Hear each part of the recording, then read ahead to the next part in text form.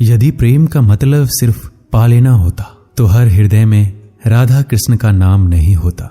मैं ना तो तुम्हारी महंगी भेंट से प्रसन्न होता हूं, ना दिखावटी दान दयालुता से। अगर मेरे मन को हरना है तो मुझे प्रेम से पुकारो, मैं हाजिर हो जाऊंगा। प्रेम वो नहीं जो इजहार किया जाए, प्रेम तो वो है जो महसूस किया जाए।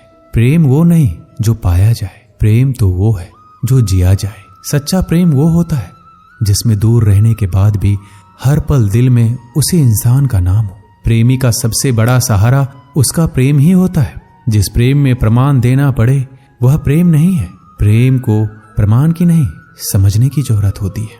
जिससे प्रेम करते हो उसे समझने की कोशिश करो। परखने के लिए तो सारी दुनिया पड़ी है। सृष्टि में एक प्रेम ही है जो लाख प्रयत्न करो खत्म करने का, लेकिन वो बढ़ता ही जाता है। प्रेम अगर सच्चा होगा तो वो आपकी परीक्षा नहीं प्रतीक्षा करेगा। जिस पर राधा को गुमान है यही वही कृष्ण है जो राधा के दिल हर जगह विराजमान है। समय देखकर नहीं, समय देकर प्रेम करना सीखो। जहां आपकी कोई कीमत नहीं है वहां पर रुकना अनुचित है, चाहे वो किसी का घर हो या किसी का दिल।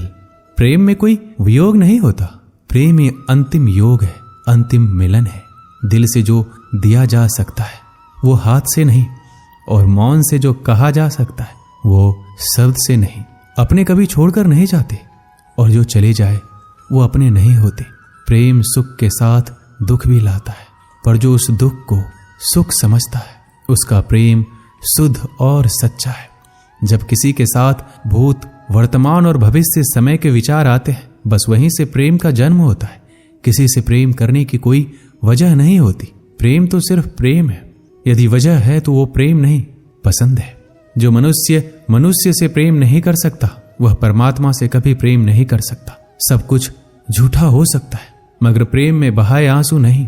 प्रेम और आस्था दोनों पर किसी का जोर नहीं।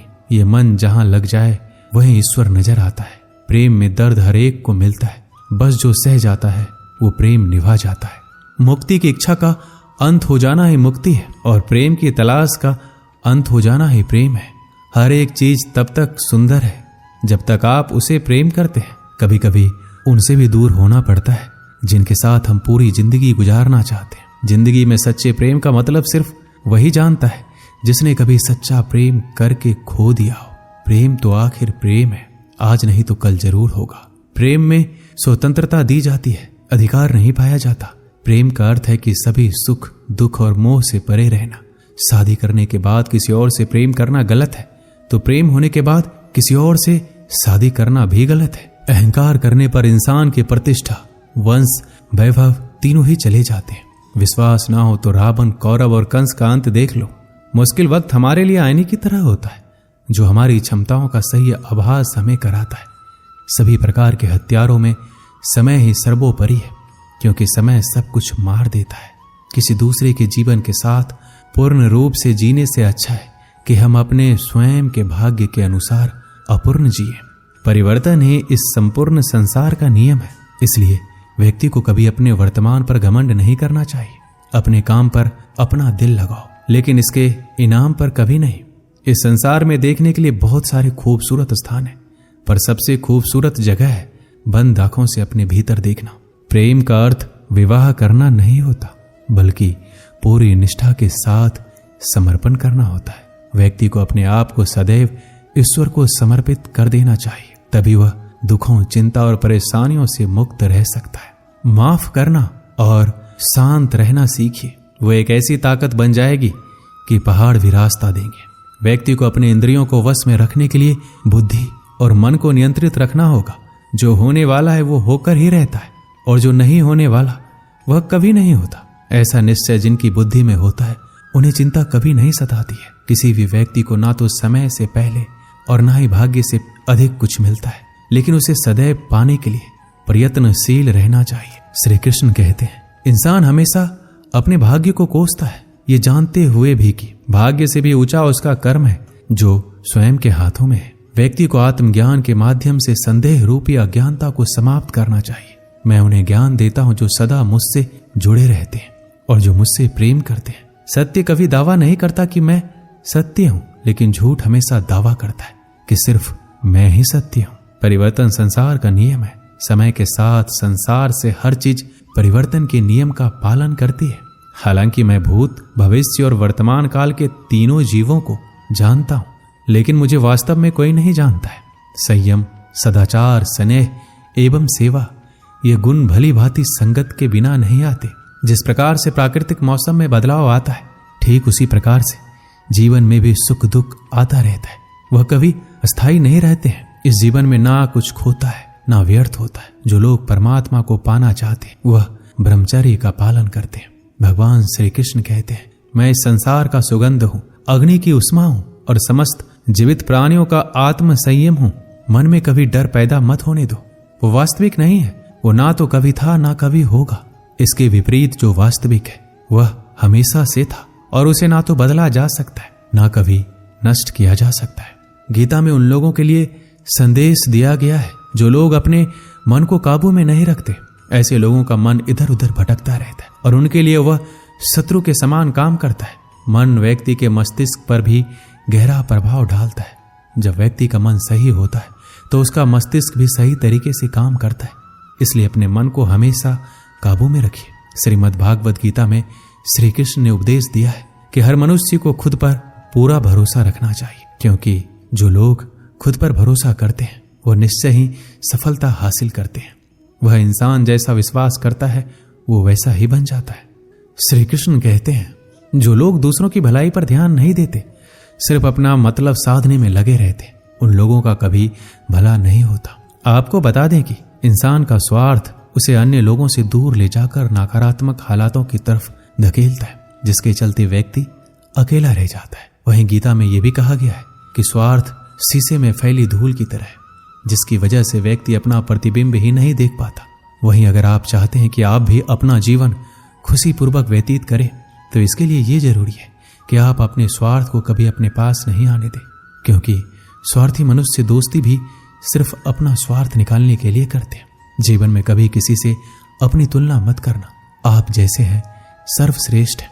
यहाँ कोई किसी का नहीं, सबको मतलब की बीमारी है। समय नहीं रुकता। यदि आज बुरा चल रहा है तो कल अवश्य अच्छा आएगा। आप केवल निस्वार्थ भाव से कर्म कीजिए और वही आपके हाथ में है। परेशानी आए तो ईमानदार रहे, धन आए तो सरल रहे, अधिकार मिले तो विनम्र रहे और क्रोध आने पर शांत रहे। यही जीवन का प्रबंधन कहलाता है। किसी दूसरे को कष्ट देकर हासिल किए गए सुख की उम्र बहुत छोटी होती है। जीवन में खुद की बुराइयां सुनना भी बेहद जरूरी है, क्योंकि रोज तारीफ ही सुनोगे तो कभी आगे नहीं बढ़ोगे। अच्छे कर्म करने के बावजूद भी लोग केवल आपकी बुराइयां ही याद रखेंगे। इसलिए लोग क्या कहते हैं इस पर ध्यान मत दो, अपने कार्य करते रहो। संसार जरूरत के नियम पर चलता है। सर्दियों में जिस सूरज का इंतजार होता है, उसी सूरज का गर्मियों में तिरस्कार भी होता है। अतः आपकी कीमत तब होगी जब आपकी जरूरत होगी। अभिमान को आने मत दो और स्वाभिमान को जाने मत दो। अभिमान तुम्हें उठने नहीं देगा और स्वाभिमान तुम्हें कभी गिरने नहीं देगा। कर्म में विश्वास रखो। आपको अपनी अपेक्षाओं से सदैव अधिक मिलेगा। मांगना नहीं, कमाना सीखो। फिर चाहे इज्जत हो या दौलत, सोच का ही तो फर्क होता है।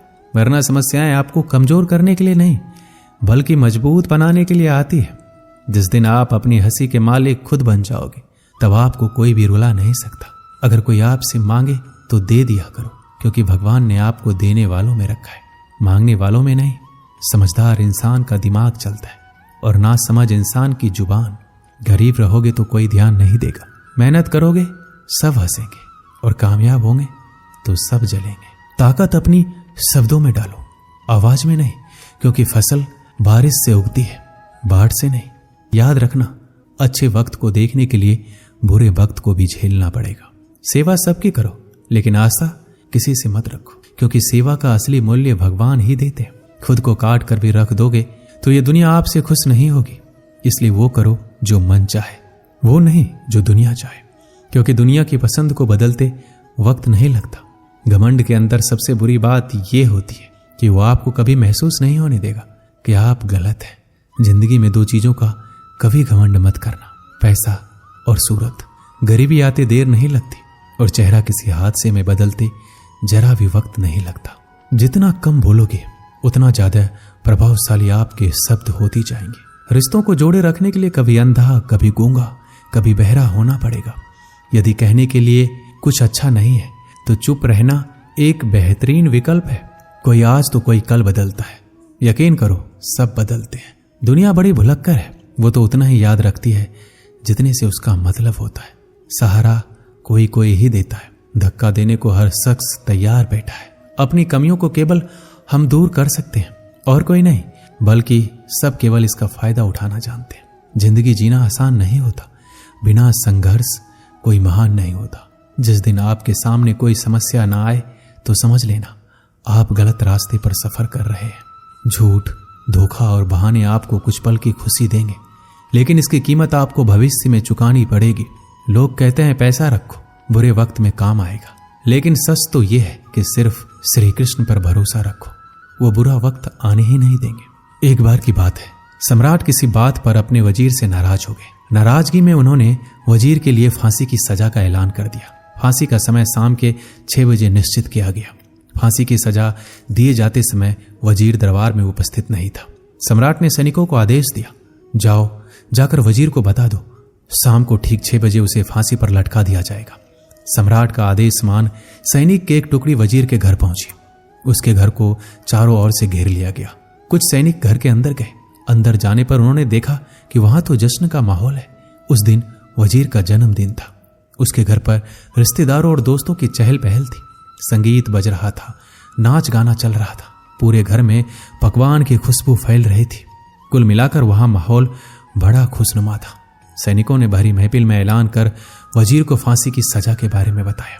यह भी बताया कि फांसी शाम 6 बजे दी जाएगी। ये ऐलान सुनकर वहां मौजूद हर शख्स हैरान रह गया।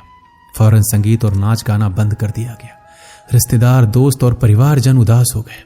तभी कमरे में छाई खामोशी में वजीर की आवाज गूंजी, ऊपर वाले का लाख लाख शुक्रिया कि उसने फांसी के लिए शाम 6 बजे तक का वक्त दे दिया। तब तक हम सब जश्न मना सकते हैं। वजीर की बातें सुनकर दोस्तों, रिश्तेदारों और परिवारजनों ने कहा, कैसी बात कर रहे हो? फांसी की सजा सुनाई गई है और तुम जश्न मनाना चाहते हो? वजीर ने किसी तरह सबको समझाया और जश्न फिर से शुरू करवाया। दोस्त उदास थे, लेकिन वजीर की खुशी के लिए जश्न में शामिल हो गए। यह खबर सैनिकों द्वारा सम्राट तक पहुंच गई। सम्राट पूरा माजरा जानने के लिए वजीर के घर पहुंच गया। वहां पहुंचकर जब उसने सबको जश्न मनाते हुए देखा तो वह भी दंग रह गया। उसने वजीर से कहा, तुम पागल हो गए हो क्या? शाम 6 बजे तुम्हें फांसी पर लटका दिया जाएगा और तुम जश्न मना रहे हो? वजीर बड़े ही अदब से बोला, हुजूर, आपको बहुत बहुत शुक्रिया कि आपने फांसी का वक्त शाम 6 बजे निश्चित किया है। इस तरह मुझे शाम 6 बजे तक का वक्त मिल सका। यदि आप मुझे ये वक्त ना देते तो मैं अपने परिवार, दोस्तों और रिश्तेदारों के साथ जश्न कैसे मना पाता? फांसी पर लटकने से पहले मेरे पास शाम तक का वक्त है, तो ये मैं जाया क्यों करूं? मेरे पास जितना भी वक्त है उसे मैं खुशी खुशी गुजारना चाहता हूं। यह बात सुनकर राजा ने वजीर को गले लगा लिया और कहा, जिस इंसान को वक्त की कदर है, जो जिंदगी का हर लम्हा खुशी खुशी गुजारना चाहता है, उसे मौत कैसे दी जा सकती है? उसे जीने का पूरा हक है। तुम्हारी बातों ने हमारा दिल खुश कर दिया। तुम्हारी फांसी की सजा माफ की जाती है। दोस्तों, इस कहानी से हमें यही सीख मिलती है, जिंदगी खूबसूरत है, इसका हर लम्हा खुशी के साथ गुजारें। यह जरूर है कि जिंदगी में कई बार मुश्किलों से भरा वक्त सामने आ खड़ा होता है और हम परेशान हो जाते हैं। ऐसे में हम जिंदगी जीना ही छोड़ देते हैं। मुश्किलों से हारे नहीं, उसका सामना करें और खुशी के साथ करें। जो भी समय आपके पास है उसका पूरा सदुपयोग करें। ये जिंदगी बार बार नहीं मिलने वाली, इसे खुलकर जिए। दोस्तों, इस वीडियो में बस इतना ही। मिलते हैं अगले वीडियो में। अपना ख्याल रखिएगा। जय श्री कृष्ण।